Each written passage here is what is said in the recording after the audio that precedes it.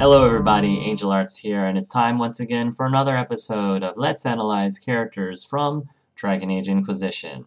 The time has finally come for us to talk about the final companion slash advisor. More specifically, this person is the last advisor, and she also happens to be one of my favorite characters from Dragon Age Origins.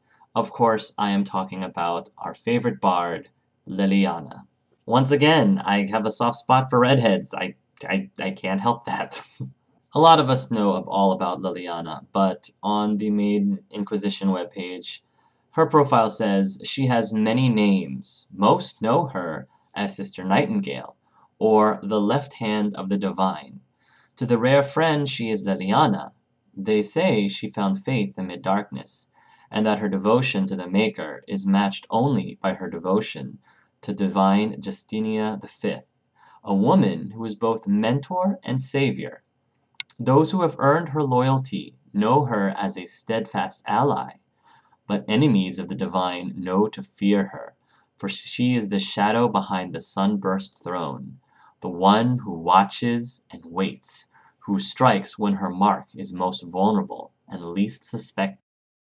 What makes Leliana very unique is that more than any other character that I can think of in the Dragon Age franchise, she has seemed to appear in more individual Dragon Age franchise media than any other character that I can think of off the top of my head. I think, I mean, in terms of not just being mentioned, but actually physically appearing. She even got her own special DLC back during Origins, for goodness sakes, Leliana's song. So we have gotten to learn a lot about Leliana throughout the franchise's existence. Through Leliana's song, we learned about her beginnings, about her ultimate betrayal with Marjolaine, whom we also address with later and deal with later in one form or another in Origins. One key thing that you learn while you are going through Leliana's song is that at the end of it, she is essentially rescued from her past life by Reverend Mother Dorothea. And Reverend Mother Dorothea actually becomes the High Divine Justinia V. So this is why Leliana has such a close relationship to the divine. And this is why she becomes the left hand of the divine. Cassandra is the right hand of the divine. She is the one up front in the ranks, and she is like the official face of the divine, enforcing the will of the Chantry. Leliana is the left hand or sinister counterpart, where she basically is more of the behind the scenes, waits in the shadows, and she's more of a spy reconnaissance kind of character, which I think is also very valuable and also makes her very interesting. It just makes the whole thing really cool. Leliana also appears in Dragon Age 2 on at least 2 occasions. You meet her in Act 3 and meet her as Sister Nightingale, and you can meet her again in the Mark of the Assassin DLC. If you remember from my LP, she was part of the Red Hair Club, the redhead party at the Duke's estate. I forgot his name. But then, not only does she appear in video games and DLCs, she also appears in the Dragon Age novels as well. Now, this is the part where I start getting into some spoilers about the graphic novels, so if you don't want me to talk about that, I'm going to put a link here for you to fast forward and skip over it. But just briefly, in Dragon Age Asunder, Leliana appears a couple of times. She appears near the beginning when she first encounters the Knight Captain Evangeline, amazing character. Again, if you haven't read Asunder, I highly recommend that you do, because it is a great, great book. She was there at the ball that the Divine had held in order to present Riz and Win. Yes, Win appears in the book as well.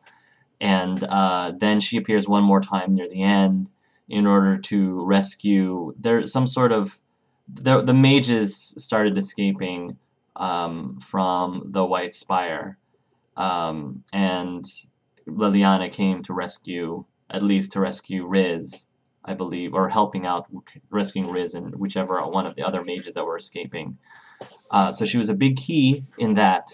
And then in the Masked Empire, Leliana comes and once again she meets with Empress Celine, because Empress Celine is getting really upset and concerned about this whole Mage Templar conflict, and she's like, the Divine needs to get off her butt and do something about this, not just, you know, sit idly by and just hope that it just resolves itself out. And so she tells Leliana, the Empress tells Leliana that she needs to go talk to Divine about this, and Leliana says, alright, comes back and tells the Divine, I will, you know, the Divine is prepared to make some sort of statement to try to resolve, an official statement to try to resolve the Mage Templar conflict, under the condition that the Empress herself flexes her muscle power in order to end the Elven revolt in Halam Sharal. Considering some of the things that Leliana has dealt with elves throughout her history, she has a soft spot for elves and elven freedom, and is very much against their oppression. It's really awesome that they are bringing Leliana back, because, again, it gives you that nostalgia for especially the people who greatly prefer Dragon Age Origins over Dragon Age 2. This is a great way for people to not just see Leliana in a cameo. Like, as an advisor, you know, she definitely is going to have a very major role, or at least a key role, throughout the story. And I think it's really cool watching her grow up and develop as a person, because you saw what she was like when she was, you know, right from the very early beginnings of her Bard career in her Leliana Song DLC, all through Origins, all through the novels, and then finally we come to Inquisition, and, you know, she definitely has gone through some changes in her personality, and not necessarily because she wants there to be, you know, changes, not because she doesn't want to be more carefree like she might have been in Origins, but because her position demands it. I mean, she has a big responsibility. She is one of the hands of the Divine. That's a big deal. And she needs to be able to take that position seriously, and because of that, you know, she kind of has to be a little more mature. I'm very curious if whether or not you romanced Leliana will be addressed in some form, will play some sort of role in Inquisition. I'm hoping it does. If your warden did romance her, it would be great for that to be referenced somehow and sort of noodled into something in the story. Obviously, because of the fact that she can be romanced by the warden, she is not available as a romance in Inquisition.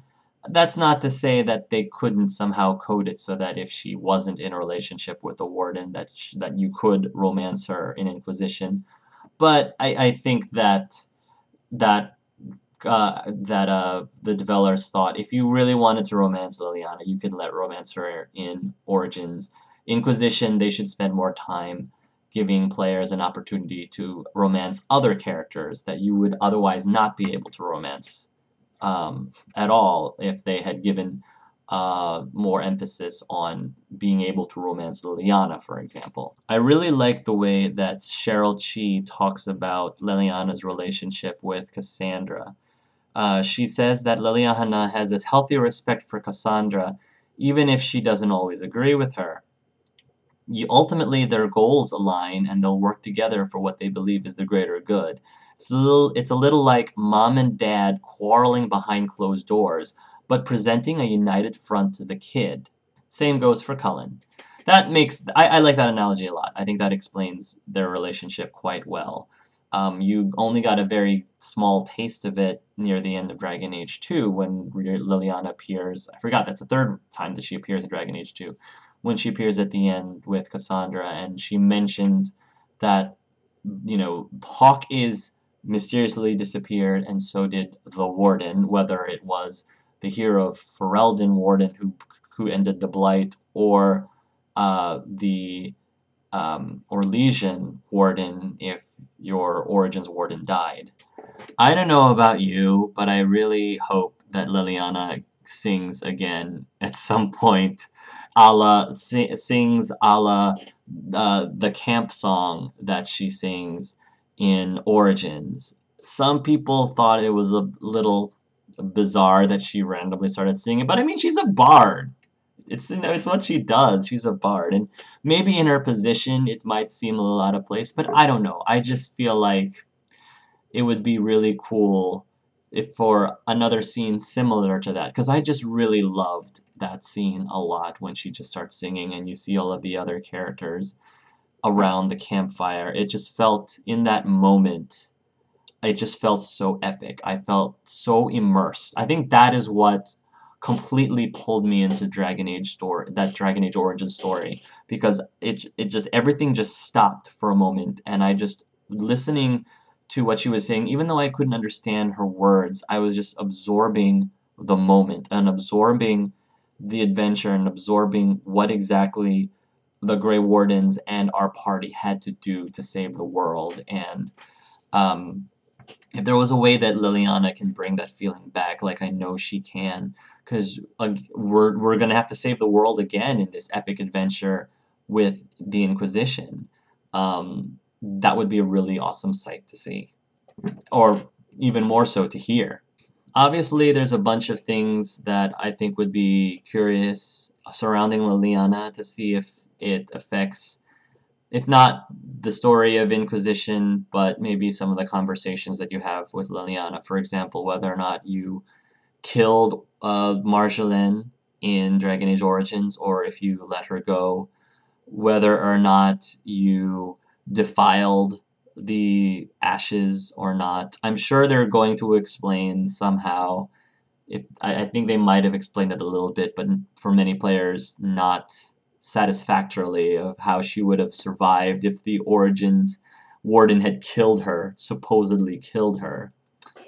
When imagining a single note sent for Leliana, Cheryl Chee, again her writer, not only her writer for Inquisition, but also her original writer for Origins, says that she's like sugared roses, incense, and candy floss. That's definitely sounds like Leliana to me. Also, schmooples. How old can nugs get, by the way? What's their lifespan? It'd be awesome if we saw schmooples again. Again, assuming that you got schmooples for her. So that's all I have about Leliana. Again, this is comparatively shorter than some of the others, mostly because, like Varric, we know a lot about Leliana as it is and a lot about her history, but there is definitely still some mystery behind the girl, especially in terms of questions of what exactly has she become after all of these years, and how has she become that after all these years, that I'm sure there's enough of questions that we can have answered as we interact with her more in Inquisition. So thanks again, guys, for watching this episode, and until next time, everybody, love yourselves and love each other.